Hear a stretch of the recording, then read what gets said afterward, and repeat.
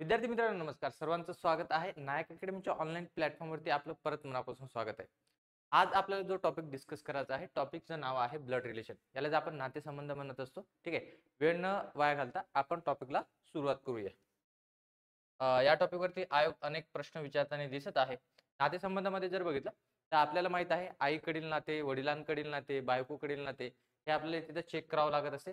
कसे क्वेश्चन येतात, काय येतात ते आपण डिटेलमध्ये चेक करूया. पण याच्या पहिले ठीक आहे, जे काही बेसिक घटक आहे ते बघण्याचा प्रयत्न करू. बघा, आईकडील नातेसंबंध म्हणजे त्याला आपण मॅटर्नल रिलेशन म्हणू शकतो. बघा, तुमच्या आईचे चा किंवा ची किंवा च्या तुमचे कोण लागणार ते आपल्याला चेक करायचं आहे. एक समजून घ्या इथं. मग मला सांगा, आईची आई माझी कोण असेल बरं? तर ती माझी आजी असेल. हे एकदम बेसिक आहे बेटा. हे काय असेल? माझी आजी असेल. त्याच्यानंतर आईचे वडील कोण असेल आपल्यासाठी? तर आपण म्हणू शकतो आजोबा. तो काय असेल आपल्यासाठी? आजोबा असेल. त्याच्यानंतर भाऊ कोण असेल? तर 100% मामा. सासरे म्हणू नका सध्या, आहे की नाही? त्याच्यानंतर जर चेक जर केलं, कोण दिलेलं आहे इथं? बहीण. बहीण कोण असेल? आईची बहीण कोण असेल आपल्यासाठी? मावशी असेल. एकदम बेसिक आहे, जे आपल्या रोजच्या जीवनातील गोष्ट आहे. त्याच्यानंतर जर बघितलं, आईचा मुलगा. आईचा मुलगा माझ्यासाठी कोण असेल? तर माझ्यासाठी कोण असेल भाऊ? तो भाऊ असेल. पॉईंट क्लिअर का? एकदम बेसिक माहिती होती, जी आपल्याला सर्वांना ती माहिती आहे, जनरल आहे ती माहिती. त्याच्यानंतर चेक करा. आयोग हे अशा टाईपचे प्रश्न विचारतो. एकुलता मुलगा किंवा एकुलता एक मुलगा. बघा, जेव्हा एकुलता मुलगा आहे असं जर प्रश्न असेल, त्याच्यामध्ये जर मुलीला विचारले असेल, मुलीला जर विचारले असेल, तो तिचा काय लागणार आहे? भाऊ लागणार आहे. बरोबर. एकुलता मुलगा जर असेल, आईचा एकुलता मुलगा, जर मुलीला विचारलं गेलं असेल, तर तो कोण कोण असेल? भाऊ. भाऊ असेल तिचा. त्याच्यानंतर जर चेक केलं, जर मुलाला विचारलं असेल, मुलाला, तर याचा अर्थ काय, की कोणाबद्दल बोललं जात? त्याच्या स्वतःबद्दलच बोलत जात आहे. म्हणजेच म्हणू शकतो, मुलाला जर विचारलं असेल, की ते कोणाबद्दल बोलल्या जात असेल? स्वतःबद्दलच बोलल्या जात असेल त्या मुलाबद्दल. कारण एकुलता एक मुलगा जर म्हणायचं असेल, तर याचा अर्थ होतो, की त्याच्यात ते स्वतःबद्दलच बोलल्या जात आहे. मुलाला जर विचारलं तर. मुलीला जर विचारलं तर तिथं समजून घ्या, की कोणाबद्दल बोलत आहे? त्या भावाबद्दल बोलत आहे. चेक करून घ्या. त्याच्यानंतर हा पॉईंट अतिशय महत्वाचा आहे. एकुलता मुलगा आणि ओनली सन म्हणत असेल, याचा अर्थ काय झालेला? एकुलता एक मुलगा जर म्हणत असेल, तर याचा अर्थ होतो, की त्याला भाऊ पण नाहीये आणि बहीण पण नाही. अर्थ समजून घ्या. एकुलता एक मुलगा म्हणजे काय? फक्त मुलालाच विचारला जाते आणि त्याच्यामध्ये जर बघितलं, तो स्वतः असतो. तो काय असतो बेटा? स्वतः असतो. कारण की त्याच्याच बद्दल ते बोलल्या जात आहे. एकुलता एक म्हणजे भाऊला जर बघितलं, हम दो और हमारे एक ही सिर्फ. लक्षात येतं? त्याच्यानंतर जर चेक केला, समोरचा पॉईंट दिसतो मुलगी. आता बघा, आईची मुलगी कोण असेल? बहीण असेल. आईची मुलगी कोण असेल रे? बहीण असेल. पण एकुलती मुलगी असेल, एकुलती मुलगी. जर आता इथं प्रश्न जर बघितला, तर दोन प्रश्न बनू शकते. मुलीला विचारले असेल, एकुलती मुलगी मुलीलाच विचारले गेले असेल, तर ती स्वतःच असेल. कारण की ते दुसऱ्याबद्दल बोलल्या जात आहे का मग? नाही. कारण की एकुलती मुलगी म्हणत आहे, मुलीलाच विचारलं गेलेलं आहे. मग कोण असेल? ती स्वतःच असेल. Point clear. त्याच्यानंतर जर मुलाला विचारलं असेल, तर आपण म्हणू शकतो त्याची कोण असेल भाऊ? तर त्याची म्हणू शकतो आपण बहीण आहे ती. ती कोण आहे रे? बहीण आहे. एकदम बेसिक माहिती होती, जी आपल्याला सर्वांना ती माहिती आहे. पण हा पॉईंट अतिशय महत्वाचा आहे. जर एकुलती एक मुलगी म्हणत असेल, एकुलती काय? एक. हा पॉईंट इथे ऍड करा. एकुलती एक मुलगी जर म्हणत असेल, तर तो पॉईंट असं सांगतो, की फक्त मुलाला विचारला जाते असं नाही आहे ते. मुलीला म्हणू शकतो आपण. मुलीला विचारला जाते आणि ती काय रे? स्वतः असेल. ती काय असेल तिथं? स्वतः असेल. कारण की हा पॉईंट आणि हा पॉईंट इथं कव्हर करण्याचा प्रयत्न केलेला आहे. एकुलता एक मुलगा म्हणजे फक्त मुलाला विचारला जाते आणि तो स्वतः असेल. तसंच इथं बघा, एकुलती एक मुलगी म्हणजे फक्त मुलीला विचारल्या जाणार ते आणि ती काय असेल तिथं? स्वतः असेल. कारण की एकुलती एकच आहे. बरोबर आहे? हम दो और हमारी एक. बरोबर आहे की नाही? ते असेल त्याच्यामध्ये पॉईंट, जे आपल्याला समजून घ्यायचं आहे. चेक करा. आता हे आईकडील नाते झाले होते. आता वडिलांकडील नाते बघून घेऊ आपण. वडिलांकडील नातेसंबंध त्याला आपण पॅटर्नल म्हणू शकतो. बघा, वडिलांची बहीण कोण असेल आपल्यासाठी? वडिलांची बहीण कोण असेल रे? आत्या. आता इथं जर बघितलं, आत्याचं काम लय डेंजर आहे. बरोबर आहे की नाही? त्याच्यानंतर चेक करा. वडिलांचा भाऊ. वडिलांचा भाऊ कोण असेल आपल्यासाठी? तर काका असेल. बरोबर आहे की? तो काय असेल माझ्यासाठी? काका असेल. वडिलांची आई. वडिलांची आई. तर वडिलांची आई भाऊ कोण असेल रे? आजी असेल. पण आपण त्यांना पॅटर्नल ग्रँड मदर म्हणू शकतो. त्याच्यानंतर बघा, वडिलांचे वडील कोण असेल? आजोबा. मग तिथं परत आपण पॅटर्नला ग्रँड फादर म्हणू शकतो त्याला इंग्लिशमध्ये. इथं पॉईंट हे समजून घ्या. वडिलांची बहीण हे माझ्यासाठी आत्या असेल, वडिलांचा भाऊ काका असेल, वडिलांची आई हे आपण म्हणू शकतो आजी आहे, वडिलांचे वडील कोण असेल भाऊ माझ्यासाठी आजोबा असेल. हे पण आपल्याला समजून घ्यायचं आहे. बरं, त्याच्यानंतरचा पॉईंट आहे बायकोकडील काय दिलेलं आहे तिथं तुम्हाला नातेसंबंध दिलेला असेल बायकोकडील. ते बायकोकडील काय दिलेलं तिथे नातेसंबंध. आता बायकोचा कोण काय लागतो ते चेक करून घे. बायकोची जर समजा बायकोची जर बहीण जर बघितली, बायकोची बहीण तर कोण असेल ती मेवणी. मेवणी त्याच्यानंतर जर बघितलं बायकोचा भाऊ कोण असेल आपल्यासाठी मेहुणा, हे माहित असायला पाहिजे. बायकोचे वडील कोण असेल रे, ऑब्विसली सासरे, बरोबर आहे की नाही. त्याच्यानंतर जर बघितलं बायकोची आई कोण असेल तर कोण असेल सासू, बरोबर आहे. आईपेक्षा सासू भारी. येते तुमच्या लक्षामध्ये. इथे लक्षात ठेवा बायकोची आई सासू, वडील कोण असेल बायकोचे तर सासरे, भाऊ कोण असेल मेवणा, लहान असो की मोठा असो तो मेवणाच असेल, बहीण कोण असेल तर आपण काय म्हणू शकतो मेवणी. आता इथं दिलेलं आहे तुम्हाला कशाबद्दल बायकोच्या रिलेशन बद्दल. खाली जर बघितलं नवऱ्याचं पण दिलेलं आहे, नवऱ्याची बहीण कोण असेल, सॉरी सॉरी सॉरी उलट झालं. बर इथं लिहा काय असेल ननंदबाई असेल ती. कोणाचं पटू देते का बरी ही, नाही. कोण नवऱ्याची बहीण कोण असेल ती ननद असेल. घरामध्ये ती चांगलं दिसतच नाही, येत्या तुमच्या लक्षामध्ये पटूच देत नाही. त्याच्यानंतर नंतरचा पॉईंट जर बघितला नवऱ्याचा भाऊ, बरोबर आहे. नवऱ्याचा भाऊ कोण असेल तर आपल्यासाठी काय असेल भाऊ तो दीर असेल. इथे काय लक्षात येतो रे दीर. पॉईंट का आलं का समजून घेऊ पहिले. नवऱ्याची बहीण ननद आहे, ननदबाई म्हणतो आपण. नवऱ्याचा भाऊ कोण आहे दीर आहे. आई कोण असेल सासू आहे. वडील सासरे, भाऊ मेवणा आणि इथं काय असेल बहीण मेवणी असेल. पॉईंट क्लिअर असेल, एकदम बेसिक आहे ते. त्याच्यानंतर आपण प्रश्नाला सुरुवात करणार आहे. चेक करून घ्या. एकदम बेसिक आपण काय करतो नातेसंबंधीची आकृती काढायला आपण सुरुवात करणार आहे, किंवा आपण असं म्हणू शकतो आकृती काढण्यासाठी आपण काय करत आहे ते शिकत आहे थोड्याफार प्रमाणात. चेक करून घ्या. एकदम बेसिक लेवलचे उदाहरण आहे. नातेसंबंधाची आकृती काढणे कशी काढायची. आता पहिला पॉईंट आपण समजून घेता. नवरा आणि बायकोचे नाते जर आपल्याला दाखवायचं असेल तर कसं दाखवणार आपण ते समजून घ्या बेटा. जेव्हा नवरा बायकोचं जर मला रिलेशन दाखवायचं असेल तर मी या साईडनं दाखवणार आहे. एक गोष्ट समजून घ्यायचं, नवरा बायकोचं जेव्हा मला रिलेशन दाखवायचं आहे तर मी दाखवणार की ही रेषा असेल आडवी, आणि मी दोन्ही पॉईंटने त्याला काय देणार ॲरो देणार. दोन्ही पॉईंट काय देणार ॲरो देणार आहे तिथं. कशासाठी नवऱ्या बायकोचं काय दाखवण्यासाठी रिलेशन. आता बघा ए हे बी चे पती आहे, हे मला डायग्राम मध्ये काढायची आहे किंवा मला इथं दाखवायची आहे, आकृतीमध्ये दाखवायची. ए हे बी चे पती आहे. आता मला सांगा ए जेव्हा हे बी चे पती झाले, ए हे कोणाचे पती आहे बेटा बी चे पती आहे. कोण बरं ए. आता ए हा मुलगा झालेला आहे तिथे कारण की तो पती आहे, येते तुमच्या लक्षामध्ये. मग जेव्हा मुलगा असेल म्हणजे आपण काय म्हणू शकतो मेल असेल, मेल सरळ सरळ काय असेल भाऊ तो मेल असेल, तर त्या नावाच्या डोक्यावरती मी काय लिहिणार आहे मी एम लिहिणार आहे. एम चा साइन लिहिणार आहे किंवा एम चा आपण तिथे सिम्बॉल देऊया. काय असेल जेव्हा काय असेल तो मेल असेल. आणि जेव्हा फिमेल असेल, जेव्हा काय असेल बेटा फिमेल असेल, तर याच्यासाठी आपण याच्या डोक्यावर काय लिहिणार आहे त्या नावाच्या डोक्यावर काय लिहिणार आहे एफ लिहिणार आहे. पॉईंट क्लिअर का. आता इथे काय म्हणतो ते समजून घ्या रे. चेक करा. सोपं आहे, सिंपल आहे. काय म्हणतो ए हे बी चे काय पती आहे. ए हे बी चे पती आहे म्हणजे ए हा काय झाला पती जर झाला असेल तर 100% याच्या डोक्यावरती तुम्हाला काय लिहायचं आहे एम लिहायचं आहे. काय लिहायचं भाऊ तिथं एम लिहायचं आहे. मग हा जर यम जर असेल तर हा ऑब्विसली फिमेल असेल की नाही 100%. कारण की इथं जर तुम्ही म्हणत असाल सर ते आता सर्वोच्च न्यायालयाने हे दिलेलं आहे परमिशन, ते काही नाही, ते आयोग ग्राह्य धरत नाही भाऊ. इथं जर बघितलं हा जर पती असेल तर 100% हा जो कार्यकर्ता आहे तो काय असेल आपण म्हणू शकतो पत्नीच असणार. पॉईंट क्लिअर का. मग मला सांगा हे नवऱ्या बायकोचं नातं कशाने दाखवलं आपण या साईडनी दाखवलेलं आहे. पॉईंट कळलं. त्याच्यानंतर जर बघितलं यम आणि एफ काय तर यम हा काय दाखवतो इथं की तो एक मुलगा आहे, आणि एफ काय दाखवतो त्याच्या डोक्याच्या वरती आहे ते की ती काय असेल तिथं मुलगी असेल. पॉईंट क्लिअर का. चला नंतर दिलेलं आहे तुम्हाला ए हे बी ची पत्नी आहे. ए ही असं म्हणू शकतो आपण ए ही कोणाची पत्नी आहे बेटा बी ची पत्नी आहे. आता मला सांगा, ए जो कार्यकर्ता आहे म्हणतो, बरोबर आहे की ए जो आहे तो काय आहे, हे पती पत्नीचं नातं आहे, बरोबर आहे की.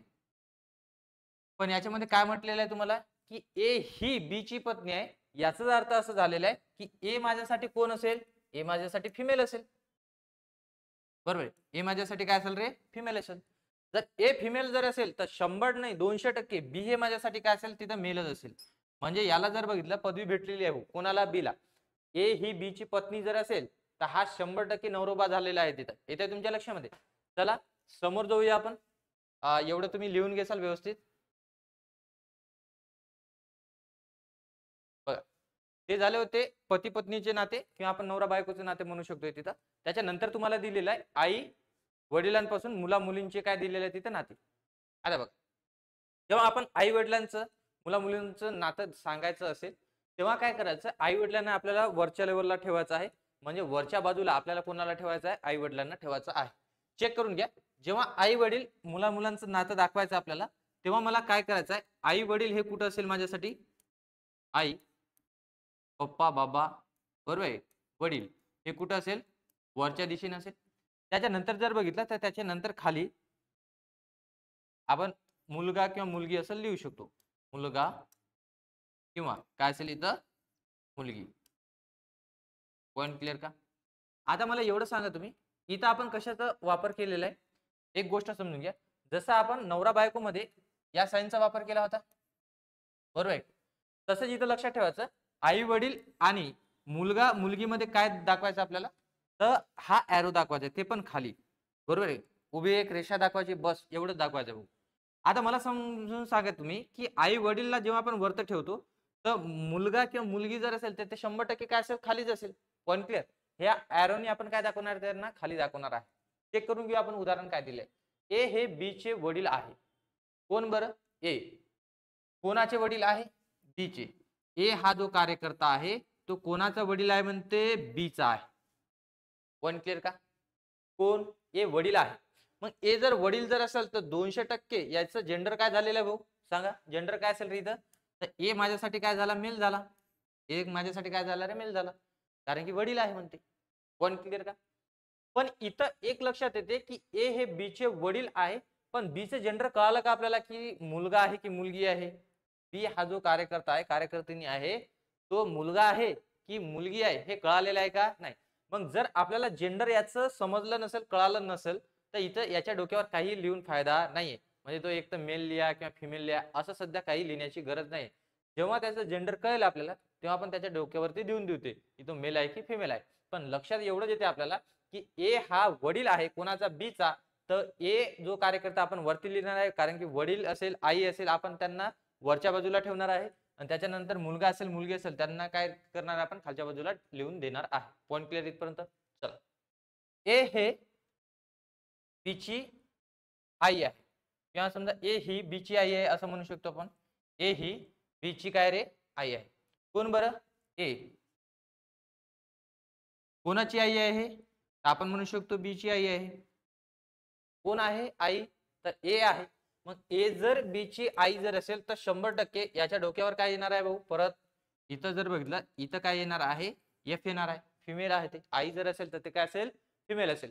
पण मला सांगा परत बीचा आपल्याला जेंडर कळालेला आहे का, नाही कळालेलं. हे आपल्याला असंच दाखवायचं आहे. तुम्हाला पण या टाईपनंच काय करायचं आहे, प्रॅक्टिस करायचं आहे. जाऊ का समोर भाऊ, जातो. हे लिहून घ्या व्यवस्थित. एकदम बेसिक बेसिक आपण आकृती काढण्याचा प्रयत्न करत आहे. त्याच्यामधला समोरचा पार्ट आहे, चेक करून घ्या.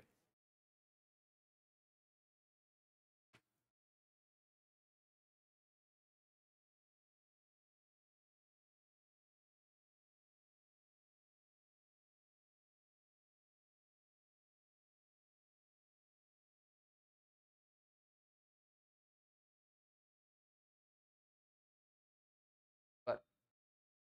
थोडं प्रिंट मिस्टेक दिसत आहे मला.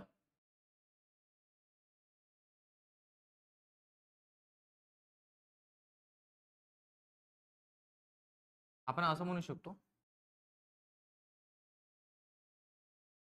ए हा बी चा मुलगा आहे. ए हा कोणाचा मुलगा आहे रे? बीचा.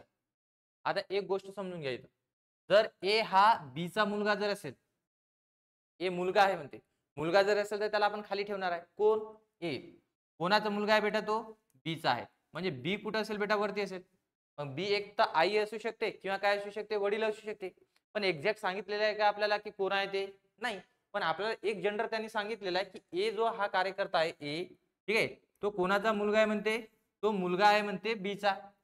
मुलगा जर असेल असं स्पष्ट लिहून दिलेलं जर असेल, तर आता मला एवढं सांगा बेटा, ए च्या डोक्यावरती मी काय लिहिणार आहे? एम लिहिणार आहे, कारण की तो मेल आहे. येत आहे तुमच्या लक्षामध्ये? ए हा बी चा मुलगा आहे, तर 100% बी हे कोण झाले रे? आपण म्हणू शकतो ते आई असेल किंवा काय असेल? वडील असेल. पण एक गोष्ट लक्षात येते की ए हा मुलगा आहे, हे जेंडर कळालेलं आहे फिक्स. याच्या डोक्यावरती काय लिहून देणार आहे? एम लिहून देणार आहे. पण आपण बीच्या डोक्यावर काही लिहिणार नाही सध्या, कारण की आपल्याला एक्झॅक्ट कळाले नाही की आई आहे की वडील आहे. त्याच्यानंतर चेक करा, हा पण पॉईंट तोच असेल की इथं जर चेक जर केलं, ए ही बीची काय असेल? मुलगी असेल. ए ही बीची काय असेल रे? मुलगी आहे. आता मला सांगा, याच्यामध्ये परत लक्षात घ्या की ए ही बीची मुलगी जर असेल, ठीक आहे, परत डायग्राम कशी निघणार आहे ते चेक करा. ए ही कोणाची मुलगी आहे? बी ची मुलगी आहे. पॉइंट क्लिअर का? ए ही कोणाची मुलगी आहे? बी ची मुलगी आहे. परत आपल्याला बी चा जेंडर कळालेला आहे का? तिथं नाही कळालेला आहे, कारण की इथं समजून येतो. काय समजून येतो? तर इथं जर चेक जर केलं तर ए ही मुलगी आहे, म्हणजे याच्या डोक्यावर काय येणार बेटा? एफ येणार आहे. पण बी चा आपल्याला अजून जेंडर कळालेला आहे का? नाही. रिलेशन कळालेला आहे का? नाही. हे पॉइंट इथं समजून घ्या. काय म्हणतो हा? ए हा बी चा मुलगा आहे, ए ही बी ची काय दिसते रे? मुलगी आहे. तर समजून घेऊ आपण, ए ला आपण मुलगा दाखवलेला इथं, आणि दुसऱ्या डायग्राम मध्ये आपण असं दाखवलेलं आहे, ए ला काय दाखवलेलं आहे? इथं मुलगी दाखवलेलं आहे. पण एक गोष्ट समजून येते की आई वडिलाचं तिथं जेंडर कळालेलं आहे का? नाही. एक्झॅक्ट आई आहे की एक्झॅक्ट काय तो पप्पा आहे तिथं लक्षात येत नाही. आपण समोर जाऊया. जर नसेल तर तिथं एक्स्ट्रा माहिती टाकणार नाही. आता बघ, भावंडाचे नाते आपण समजून घेऊया. भावंडाचे नाते आपण पहिली गोष्ट नवऱ्या बायकोचं नातं, ठीक आहे, या साईडने दाखवलेलं आहे. त्याच्यानंतर आई वडील किंवा मुलगा मुलगी यांचं नातं जर बघितलं, आपण उभ्या रेषेने दाखवलेलं आहे. आता याच्यामध्ये समजून घ्या, जेव्हा मला भावंडाचं नातं विचारल्या जाते, तेव्हा मी काय करतो? फक्त एक आडव्या रेषांनी त्यांची काय दाखवतो रे? नातं दाखवतो. काय करतो मी? एक आडव्या रेषांनी त्यांचं काय दाखवतो? नातं दाखवतो. बरोबर. मी जर म्हटलं की राम हा श्यामचा भाऊ आहे, राम हा श्यामचा कोण आहे रे? भाऊ आहे. बरोबर आहे की? असं मला जर दाखवायचं असेल, तर मला फक्त इथं एवढं दाखवायचं आहे की इकडं काय असेल? राम, आणि डॅश करून काय असेल रे? इथं श्याम असेल. पॉइंट क्लिअर का इथपर्यंत? एवढंच त्याच्यामध्ये असेल. म्हणजेच काय, भावंडाचे जेव्हा आपल्याला नातं दाखवायचं आहे, मला कशाचा वापर करायचा? या साइनचा इथं काय करायचं? वापर करायचा आहे. चेक करून घ्या, ए हा बी चा भाऊ आहे. समजून घ्या रे, ए कोणाचा भाऊ आहे? ए हा जो कार्यकर्ता आहे तो कोणाचा भाऊ आहे? तर बी चा भाऊ आहे. ए कोणाचा भाऊ आहे? बी चा भाऊ आहे. मग ए हा बी चा भाऊ आहे, याचा अर्थ मला सांगा की ए चं जेंडर आपल्याला कळालेलं आहे, कारण की तो भाऊ आहे म्हणते कोणाचा? बी चा. म्हणजे याच्या डोक्यावर काय लिहू बेटा मी? याच्या डोक्यावर मी लिहिणार काय असेल? तर मेल असेल. तो काय असेल? मेल असेल, कारण की तो भाऊ आहे. पॉइंट क्लिअर का? पण बी हा जो कार्यकर्ता आहे, कार्यकर्त्याने आहे की बहीण आहे की भाऊ आहे, एक्झॅक्ट माहित नाही आपल्याला. बरोबर आहे की नाही? ए हे बी चा भाऊ आहे, म्हणजे हे लिहिलं आपण, ए जो आहे हा मेल आहे, कारण की तो भाऊ आहे म्हणते कोणाचा? बी चा. पण इथं लक्षात येत नाही की बी हा जो आहे की तो ए चा म्हणू शकतो भाऊ आहे की बहीण आहे, हे एक्झॅक्ट लक्षात येतो का आपल्याला? नाही. मग इथं सांगितलेलं पण नाहीये समोर माहिती, तर आपण म्हणू शकतो याच्या डोक्यावर आपण काहीही लिहिणार नाहीये. पॉइंट क्लिअर का? नंतरचा स्टेटमेंट वाचून घ्या. ए हे या ए ही बी ची काय रे? तिथं बहीण आहे. ए ही बी ची काय दिसते? तिथं बहीण आहे. ए ही बी ची काय दिसते? बहीण आहे. परत मला सांगा, इथं लक्षात येते की ए ही कोणाची बहीण आहे? बी ची बहीण आहे. मग परत आपल्याला जेंडर कोणाचं कळालं? एच कळालेलं आहे, कारण की ती जी आहे समजा ती कोण आहे म्हणते? बहीण आहे. बहीण जर असेल तर याच्या डोक्यावर काय लिहिणार बेटा? मी एफ लिहिणार आहे. पण बी जो हा कार्यकर्ता आहे की तो भाऊ आहे की बहीण बहिणी आहे दोघे पण, हे लक्षात येते का आपल्या? नाही. मग इथं जर बघितलं ना एचा जेंडर आपल्याला कळालं, परत वरील स्टेटमेंट मध्ये एचं जेंडर कळालं, तर दोन्ही स्टेटमेंट मध्ये बीचं जेंडर आपल्याला लक्षात आलेलं नाहीये आणि तिथं उल्लेख पण केलेला नाहीये. मग लक्षात ठेवायचं, जेव्हा आपल्याला बीचं जेंडर माहीतच नाहीये तर त्याच्या डोक्यावर काही लिहायचं नाहीये. चलो आगे बढेंगे. इथं लक्षात ठेवायचं की आपण इथं 3 जेंडर बघितलेलं आहे. जेंडर पेक्षा आपण असं म्हणू शकतो 3 नातेसंबंध बघितलं, त्याच्यामध्ये आपण नवरा बायकोचं नातेसंबंध बघितलं, या साईडनं दाखवणार आहे आडव्या रेषाने, त्या दोन्हीकडून काय दाखवणार आपण? ॲरो. दुसरी गोष्ट जर बघे आई वडील मुलगा मुलगीचं नातं आपण जर बघितलं तर कशाने दाखवणार? उभ्या रेषेने दाखवणार आहे. भावंडाचं नातं म्हणजे भाऊ भाऊ असेल, बहीण भाऊ असेल, ठीक आहे, भाऊ बहीण असेल किंवा दोन्ही पण बहिणी जरी असेल तरी आपण काय दाखवू? एका आडव्या रेषाने यांचं काय दाखवणार आहे रे? तर आपण लक्षात ठेवायचं, आडव्या रेषानेच काय दाखवणार आहे? यांचं नातं दाखवणार आहे. जायचं समोर. चलो तुम्ही पण चला सोबत सोबत. बघा नेक्स्ट स्टेटमेंट तुम्हाला दिलेलं आहे, ए व बी भाऊ आहे म्हणते. ए व बी हे दोघं काय आहे? भाऊ आहे. ए व बी हे दोघं जर भाऊ जर असेल तर 100%, आता हे तर लक्षात आलं बेटा आपल्याला. काय लक्षात आलं? की ए व बी हे जर भाऊ जर असेल तर दोघांच्याही डोक्यावर काय असेल? यम असेल. का? का तुम्ही सांगा मला, का असेल यम? कारण की तो म्हणत आहे की ए व बी हे दोघं पण काय तिथं भाऊ आहे, भाऊ आहे याचा अर्थ दोन्ही पण काय असेल तिथं? मेलच असेल. येते तुमच्या लक्षामध्ये? त्याच्यानंतर ए व बी दोन्ही काय दिसतात तिथं? बहिणी आहेत. ए व बी हे दोन्ही जर बहिणी आहेत असं जर तुम्हाला स्टेटमेंट जर असेल तर याचा अर्थ तुम्ही याच्या डोक्यावर काय लिहिणार?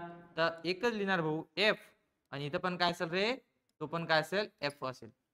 कारण काय लक्षात येते? कारण की दोन्ही पण काय त्या बहिणी आहेत. येते लक्षामध्ये? जाऊ का समोर? जात.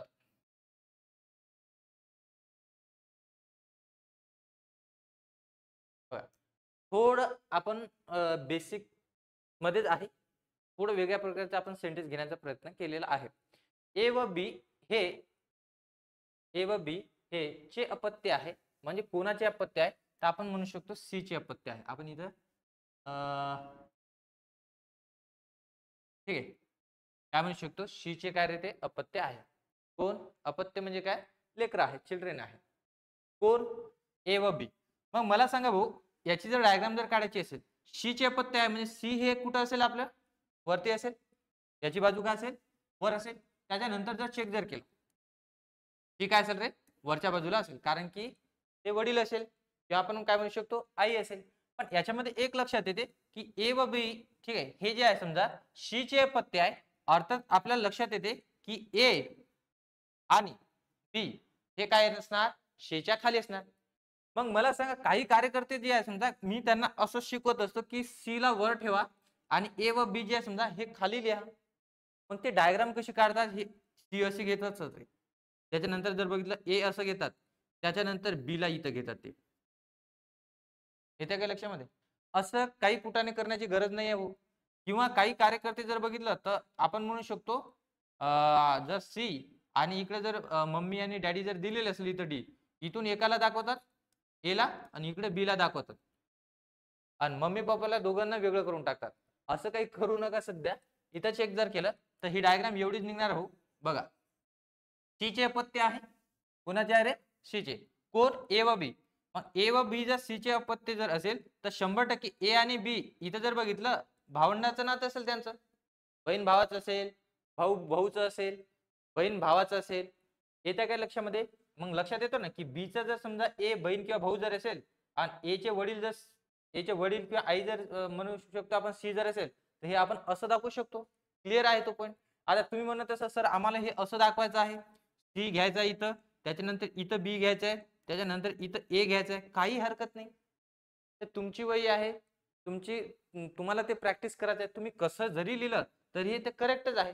पण ते असं दाखवू नका, बरोबर आहे? ऑपरेशन करू नका त्याचं. इकडे ए दाखवलं आणि इकडे बी दाखवलं आणि वरती सी दाखवलं. येते तुमच्या लक्षामध्ये? असं काही चुकीचं डायग्राम तिथं काढू नका. चेक करा. ह्या दोन्ही पण डायग्राम काय असेल तिथं करेक्ट असेल. ए व बी, ठीक आहे, ए व बी कोणाचे अपत्य आहे? सी चे. सी ला आपण वरती ठेवलेलं आहे, ए आणि बी ला काय लिहिलेलं आपण खाली. मग सर यांच्या डोक्यावर का काही नाही लिहिलं? कारण की इथे जेंडर सांगितलेलं आहे का? नाही. अपत्य आहे म्हणजे याच्यातून कळतो का की दोन्ही पण काय भाऊ आहे म्हणून? नाही कळत. चेक करून घ्या. डी हा ए व बी चा मुलगा आहे. इथं एक गोष्ट कळते की इथं एक जेंडर कळालेला आहे आपल्याला. चेक करून घ्या. डी हा जो आहे तो कोणाचा अपत्य आहे? ए व बी यांचा काय रे? मुलगा आहे म्हणतो तो. मुलगा जर असेल, कोणाचा मुलगा आहे तो? ए चा. आणि कोणाचा रे? बी चा. मग ए चा आणि बी चा जर मुलगा जर असेल तर हे दोन्ही पती पत्नी असेल की नाही? 100% ना. पण कोण पती आहे कोण पत्नी आहे हे एक्झॅक्ट आलेलं आहे का लक्षामध्ये? नाही. तर मगाशी घेतलं होतं तुम्ही, ए ला पती ठेवलं होतं, यम ठेवलं होतं. तो उदाहरण दुसरं आहे. तो तिचं उदाहरण होतं, हा हिचं उदाहरण आहे. या सेंटेन्स मध्ये आपल्याला लक्षात येतो का तो? तर नाही. आता चेक करून घ्या. डी हा मुलगा आहे म्हणते. डी हा मुलगा आहे. आता डी जर मुलगा जर असेल कोणाचा? ए चा आणि कोणाचा बेटा? बी चा. तर 100% डी कुठे येणार? खाली येणार. पण तो मुलगा आहे हे आपल्याला लक्षात आलेलं आहे. तर याच्या डोक्यावर काय लिहिणार बेटा मी? याच्या डोक्यावर लिहिणार मी एम. याच्या डोक्यावर काय लिहिणार मी? एम. कारण की तो काय म्हणत आहे रे? मुलगा आहे म्हणत आहे. आता ही डायग्राम जर बघितलं अशी बनणार. पण काही कार्यकर्ते डायग्राम कशी बनवणार? सर ए आणि बी यांचं काय झालेलं आहे? लग्न झालेलं आहे. आणि यांचा जो मुलगा आहे तर यांचा मुलगा सर असं दाखवा, कारण की दोघांपासून निर्माण झालेला कार्यकर्ता आहे, त्याचं नाव आहे डी. असे काही कुटाने करू नका. आहे की नाही? तर ए आणि बी ला वरती दाखवायचं आणि त्याच्यापासून दोघांपासून दाखवायचं. अरे मला सांगा भाऊ, जर समजा ए पासून जरी आपण खाली डी दाखवत असेल किंवा बी पासून जरी डी दाखवत असेल तरी त्यांचाच मुलगा झालेला आहे ना तो, ए आणि बी चा. पॉइंट क्लिअर का? अशी एकच रेषाने दाखवा. असं काही कुटाने करू नका इथं की ए पासून दाखवायचं, बी पासून दाखवायचं आणि डी च्या डोक्यावरती एम लिहायचं. कारण की सर ते दोघांपासून आलेलं आहे की नाही? डी इथं लिहितो मी. असं काही करू नका. तुम्हाला जर वाटत असेल, असं जर खराब वाटत असेल, ए पासून नाही दाखवायचं, बी पासून दाखवून द्या, काही विषय नाही त्याच्यामध्ये. तरी तो काय होणार? ए आणि बी च काय होणार रे? मुलगा होणार आहे. येत आहे लक्षामध्ये? ही डायग्राम फायनली जर बघितलं, अशी डायग्राम तुम्हाला दिसेल. ओके, चला समोर जा तुम्ही.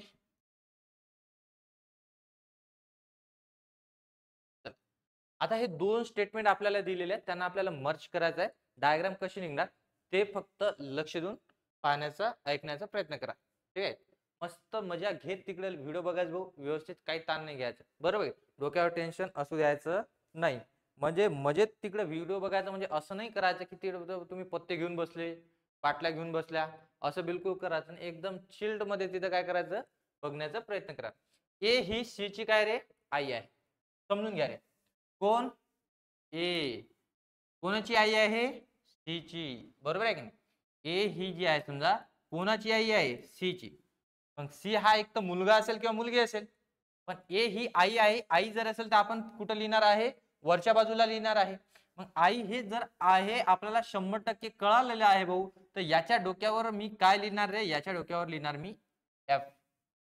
याच्या डोक्यावर काय लिहिणार मी? एफ लिहिणार. कारण की आई आहे हे त्याच्यातून लक्षात आलेलं आहे. दुसरा स्टेटमेंट वाचा रे तिथं. सी हा बी चा मुलगा आहे. कोण बरं? सी हा कोणाचा मुलगा आहे? ए ही सी ची आई आहे. ठीक आहे? आणि सी जो आहे हा बी चा मुलगा आहे म्हणते. आता काय करतात काही कार्यकर्ते? सी एकच पॉइंट आहे तर असं बी ला वेगळं दाखवतात. बी पासून सी आणि इथं एम दाखवतात. बरं मला सांगा, सी ची आई जर ए जर असेल तर सी हा बी चा जर मुलगा जर असेल, बी चा मुलगा, तर मला सांगा बी आणि ए मध्ये काय नाते असेल बरं? नवरा बायकोचं नसे असेल. कारण की बी चा मुलगा सी जर असेल, ए ही सी ची आई जर असेल, तर 100% हे दोन्ही पॉइंट एकच आहे की नाही बेटा? दोन्ही पॉइंट काय राहते? एकच आहे. मग लक्षात ठेवा. नाही तर जर आता लक्षात आलं आपल्याला, काय लक्षात आलेलं आहे समजून घ्या. काय लक्षात आलेलं आहे? की बी चा मुलगा कोण आहे? सी आहे. बी चा मुलगा सी आहे सर, आम्ही असं दाखवतो. काय दाखवतो? याच्या डोक्यावर काय लिहितो? यम लिहितो. बरोबर आहे? मुलगा आहे तो. आणि असं दाखवतो. काय दाखवतो? तिकडे बी दाखवतो सर. परत ती डायग्राम निघाली. जे मी मगाशी म्हटलं तुम्हाला की असं काही कुठाने करू नका.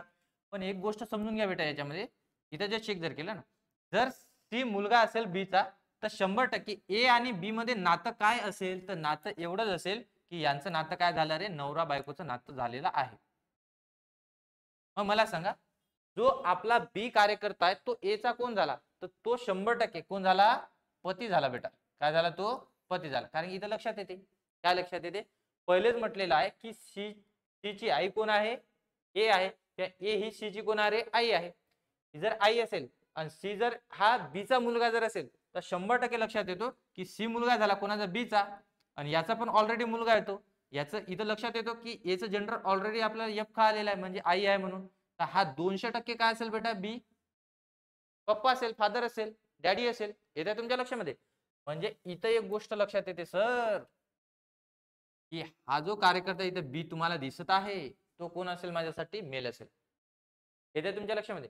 म्हणजे बीच जरी या सेंटेन्स मध्ये जेंडर सांगितलेला नाहीये, पण इथं ट्रेस होतो, लक्षात येतो की लगेच ए जर आई असेल तर 100% बी हा काय असेल बेटा, पप्पाच असेल तिथं. येते तुमच्या लक्षामध्ये.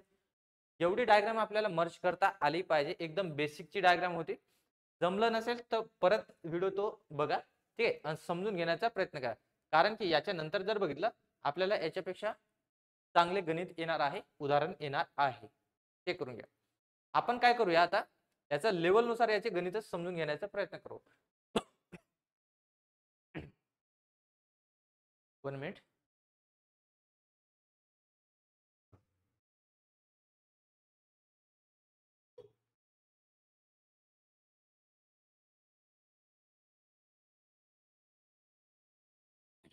बघ, जे बेसिकचे गणित आहे लेवल नंबर 1 मध्ये टाकलेले आहे मी. त्याच्यानंतर याच्यापेक्षा थोडे जे ऍडव्हान्स आहे लेवल 2 ला टाकलेले आहे. जे अति ऍडव्हान्स दिसतात तुम्हाला, बरोबर आहे की, ते लेवल 3 मध्ये टाकलेले आहे. चेक करून घ्या. आता समजून घ्या. जर ए हे बी चे पती आहे, म्हणजे क्वेश्चन क्रमांक 1 आहे आपला, स्टेटमेंट असं दिलेले असतात तुम्हाला, आणि याच्यावरून आपल्याला काय डायग्राम काढावं लागते. त्याच्यानंतर जर बघितलं जे आपले पर्याय दिलेले आहे ते चेक करावं लागत असते, ते करेक्ट आहे की इनकरेक्ट आहे. बघा इथे ए हे बी चे काय दिलेले आहे तुम्हाला, पती आहे. जो ए कार्यकर्ता आहे तो कोणाचा पती आहे बेटा, बी चा. कोण रे, ए. म्हणजे मला सांगा याच्या डोक्यावर काय लिहिणार आहे मी, तर याच्या डोक्यावर लिहिणार सर एम. कारण की हे कळालं की ए हा जो आहे हे कोणाचा पती आहे, बी. तर 100% बी हे माझ्यासाठी काय असेल, फिमेल असेल. पण काला का जरी सांगितलेलं नसेल तर लिहून टाका तिथं. कारण की कोणासोबत लग्न झालेलं असेल, फिमेल सोबत लग्न झाले असेल. त्याच्यानंतर सी हे बी चा मुलगा आहे, किंवा सी हा बी चा मुलगा आहे. आता मला सांगा सी हा बी चा मुलगा आहे, तर बी चा मुलगा जर असेल कोण, सी, कोण आहे बेटा, सांगा कोण रे, सी हा कोणाचा मुलगा आहे, बी चा. म्हणजे इथं लक्षात येते की सी च्या डोक्यावर काय लिहिणार आहे मी, सी च्या डोक्यावर लिहिणार आहे एम. कारण की तो मुलगा आहे म्हणते कोणाचा, तर बी चा. चेक करून घ्या तिथं. सी हे किंवा सी ही डी ची कोण आहे, पत्नी आहे.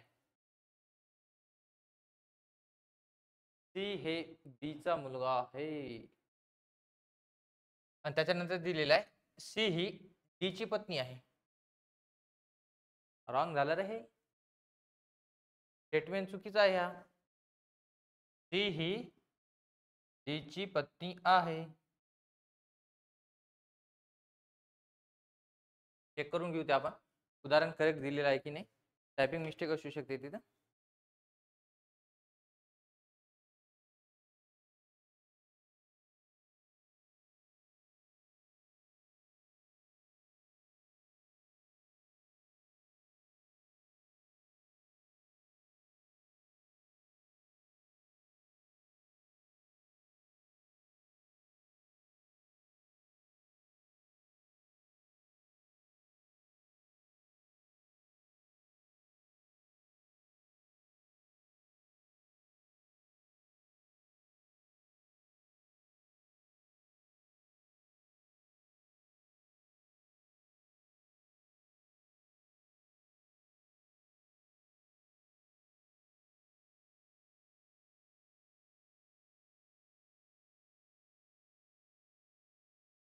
चेक करा भाऊ काय दिलेलं आहे इथं. सी हा डी चा भाऊ आहे, ठीक आहे, हे एक गोष्ट समजून घ्या. सी हा डी चा कोण आहे, ते इथे समजून घ्यायचं, भाऊ आहे. तेच तर म्हटलं, पहिले मुलगा म्हटलेला आहे, त्याच्यानंतर जर बघितलं पत्नी म्हटलेलं आहे. असं कसं होणार आहे, दोन्ही दोन्ही, बरोबर आहे. सी हा डी चा काय तिथं भाऊ आहे. त्याच्यानंतर लिहिलेलं आहे डी ही ई ची पत्नी आहे. डी ही जी आहे समजा ईची कोण आहे तर पत्नी आहे, हे इथं लक्षात घ्यायचं आहे, इथं करेक्शन करून घ्यायचं आहे. ही ईची कोण आहे बेटा तिथं पत्नी आहे, ईची कोण आहे पत्नी आहे. त्याच्यानंतर बघा एफ हा ईचा मुलगा आहे, एफ हा ईचा मुलगा आहे, हा स्टेटमेंट इथं करेक्ट आहे, पण हे उलट झालं होतं. तिथं जर चेक जर केलं सी हा डीचा काय आहे भाऊ आहे आणि त्याच्यानंतर डी ही ईची कोण आहे पत्नी आहे. एवढं तिथं काय करायचं आपल्याला चेक करून घ्यायचं आहे, समजून घ्यायचं. तिथं कोण आहे बरं इथं सी हा डीचा कोण आहे रे भाऊ आहे. आता मला सांगा डीचा भाऊ जर असेल तुम्ही या बाजूने दाखवलं काही अडचण नाहीये, तुम्ही राईट साईडला दाखवलं लेफ्ट साईडला दाखवलं कोणत्याही साईडला दाखवलं तरी काही अडचण नाही का. काय म्हणत आहे तो की सी जो आहे हा डीचा भाऊ आहे, म्हणजे मला सांगा इथं मी काय लिहितो बेटा डी लिहितो, पॉईंट का आलं का रे. सी हा जो आहे भाऊ आहे, पण इथं जर बघितलं तर डीचा आपल्याला जेंडर कळालेला आहे का नाही. त्याच्यानंतर चेक करा डी ही ईची पत्नी आहे.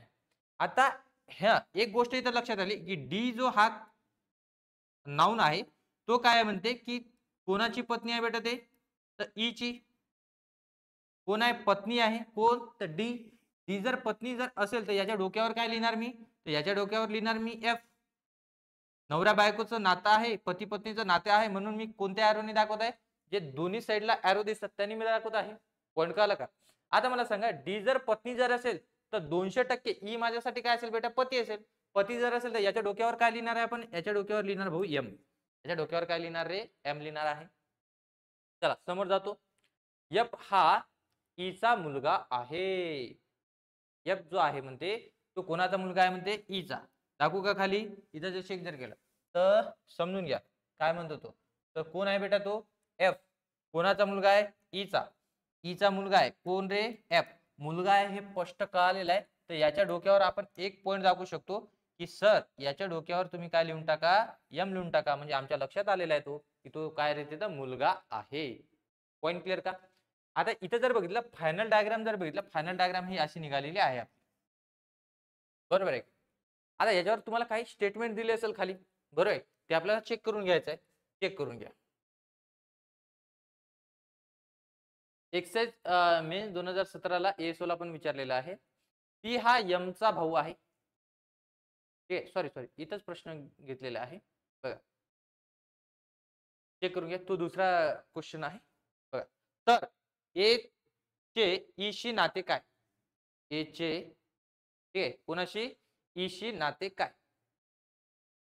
डीटीपी करणाऱ्यांनी खूप सारी मिस्टेक केलेली आहे. समोरच्या व्हिडिओमध्ये मी जास्तीत जास्त ते करेक्ट कसे असेल त्याचा प्रयत्न करेल. तर ए चे ईशी नाते काय. आता मला सांगा एच कोणाशी नाते म्हणत आहे ते ईशी. कोणाचं रे ईशी. वेगळ्या कलर मध्ये दाखवण्याचा प्रयत्न करतो तुम्हाला म्हणजे तुम्हाला समजेल की एच नातं कोणाशी विचारत आहे ईची विचारत आहे. पॉईंट क्लिअर का इथपर्यंत. आता समजून घ्या ए हा ईचा कोण असं आपण म्हणू शकतो. आता इथं जर चेक जर केलं तर ए ची पत्नी कोण आहे बी आहे, बी चा मुलगा कोण आहे बेटा सी आहे, ठीक आहे. सी ची बहीण कोण झाली डी झाली बरोबर आहे. आता डी चा पती कोण आहे एम, म्हणजे मला सांगा इथं जर चेक जर केलं तर हे माझ्यासाठी काय असेल सासू सासरे असेल बरोबर आहे. सासू सासरे असेल ना, कारण इथं बघा ई ची पत्नी कोण आहे टी आहे. टीचा भाऊ कोण असेल मेवना असेल. मेवनाचे आई वडील कोण असेल रे सासू सासरे, कारण की इथं सासू दिसते आणि इथं काय दिलेलं आहे सासरे. मग हा जो कार्यकर्ता आहे ए तर हा झाला बेटा माझ्यासाठी कोण तर तो झाला माझ्यासाठी सासरा सासरे बरोबर आहे. ए कोण झाले रे सासरे. आणि ई कोण असेल ई चेक करून घ्या कोण असेल सून असेल का तिथं नाही. इथं काय म्हणतो आपण जावई आहे तो जावई बापू आहे तो बरोबर आहे जावई.